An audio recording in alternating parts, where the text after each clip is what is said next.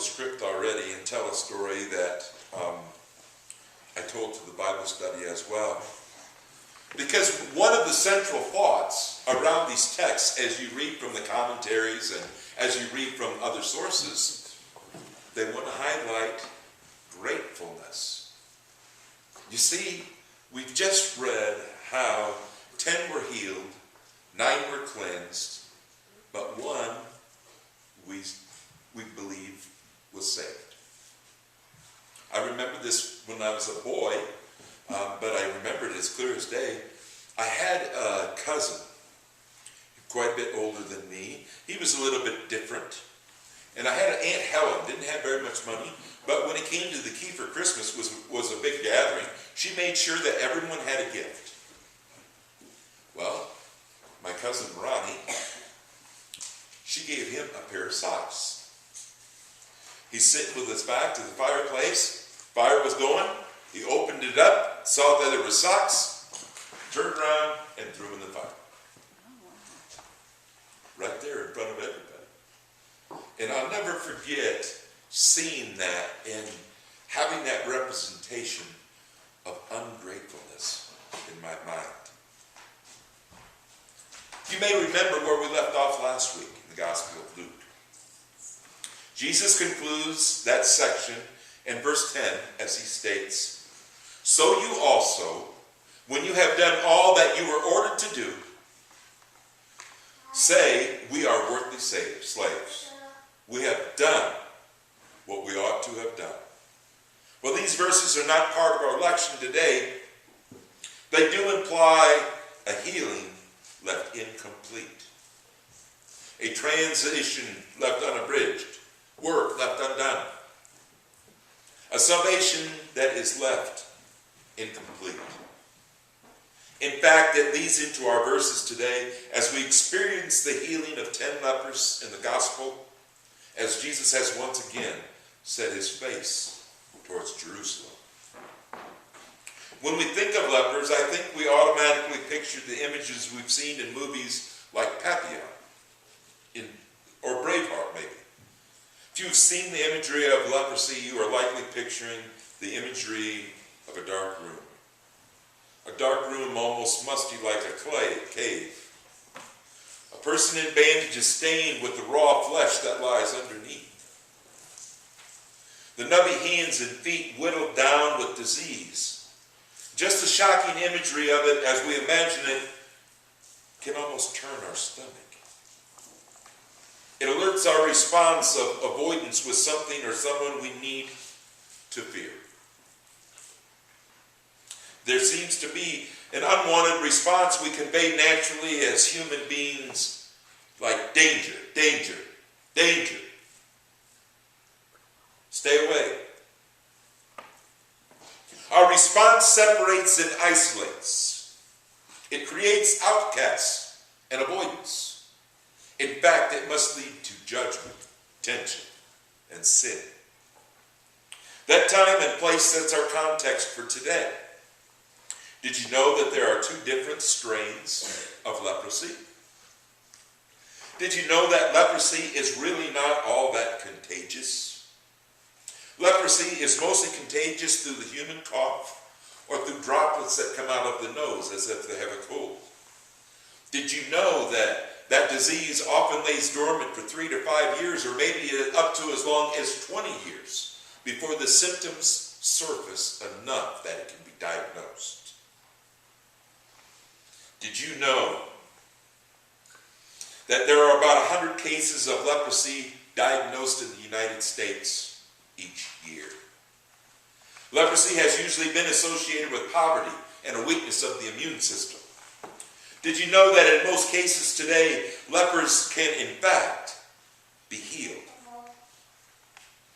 What can't be healed seems to be the stigma that comes with the disease. The reason why they are isolated. A desire to quarantine and isolate that was necessary at one time when no cure had yet been discovered. That has become part of our natural inclination, and I think it comes from our human condition. Now it seems just as natural for us to associate others with a different appearance, different values, or maybe a different income level. Now we associate those sometimes as the lepers of today. If you review how the Hebrew culture dealt with leprosy in biblical times, you would understand from Leviticus chapters 13 and 14 that leprosy was diagnosed by the priest. You would know that it was the priest that confirmed or notarized your healing. You would know that part of being pronounced clean was a sin and guilt offering given to the priest. The Israelites believed that healing came not from medicine, but the removal of the impurity, the removal of the sin. They associated the disease with transgressions. They associated the healing with atonement. They associated redemption as a payment of wages and debt, as a return to God through sacrifices offered and penalties paid. They sought liberation and freedom like all of us do.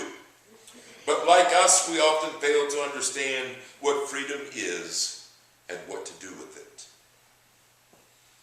We often do only what we ought to have done. The easiest way to deal with salvation seems to organize culture, to look and act like we do ourselves. That's comfortable. Liberation and salvation can easily become more associated with how we look, how we act, rather than the healing experienced through Christ. It is so much easier to do what we think we ought to do, rather than completely accepting what Christ has already done. How we handle this is often to separate ourselves from others we think that or look differently than we do. It's a human condition that quarantines and isolates others, creating colonies of outcasts. Through culture, we embrace the similar and separate the differences. What we end up with is black lepers, white lepers, fat lepers, skinny lepers, American lepers, Mexican lepers, Democrat lepers, Republican lepers. Each group associates the other as diseased and contagious, and the easiest way to confront the other's disease is to isolate ourselves from their ideas or what we think is their sin. We determine what we ought to do. We nonchalantly confess that everyone should be free, everyone deserves to be free, but not everyone will be saved. Everyone deserves God's mercy, but somehow our inclination is to determine whose healing is complete according to how we interpret the law. Who are the 9? Who are the 1?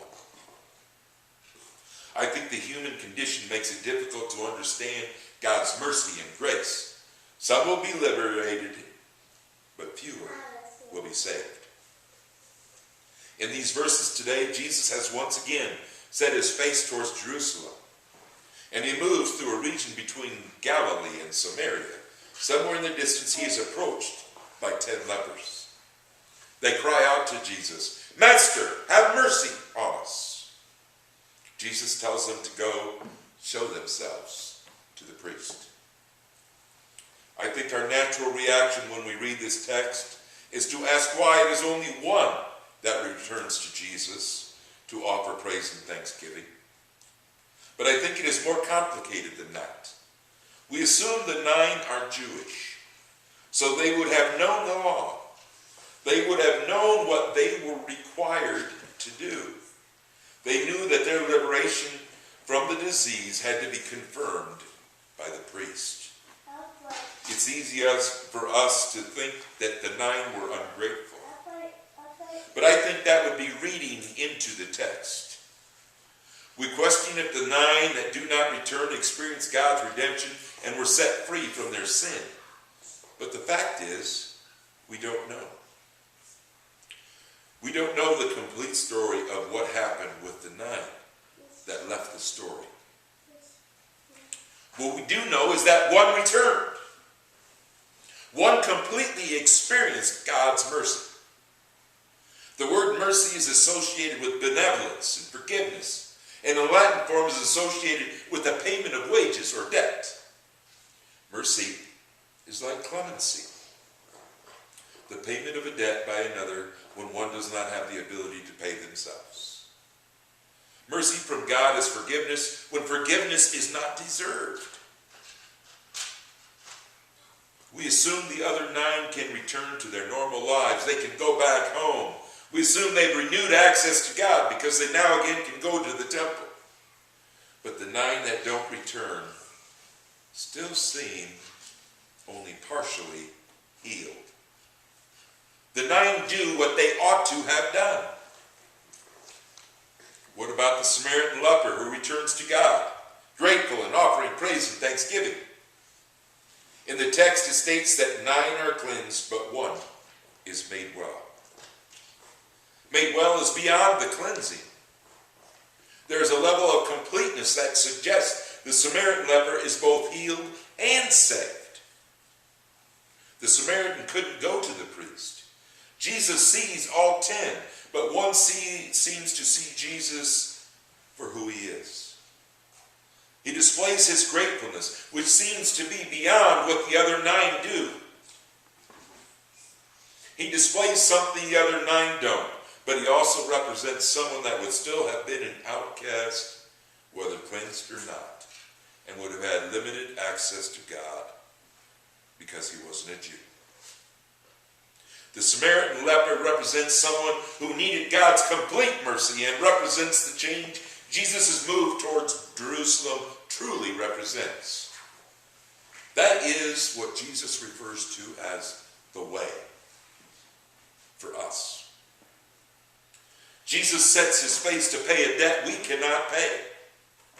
Jesus sets his face that all of God's children are not just liberated, but also saved. It solidifies our move away from that self-centeredness, that ungratefulness that so often leads us to sin when we come to understand that each one of us has access to God's healing and forgiveness when our forgiveness is undeserved.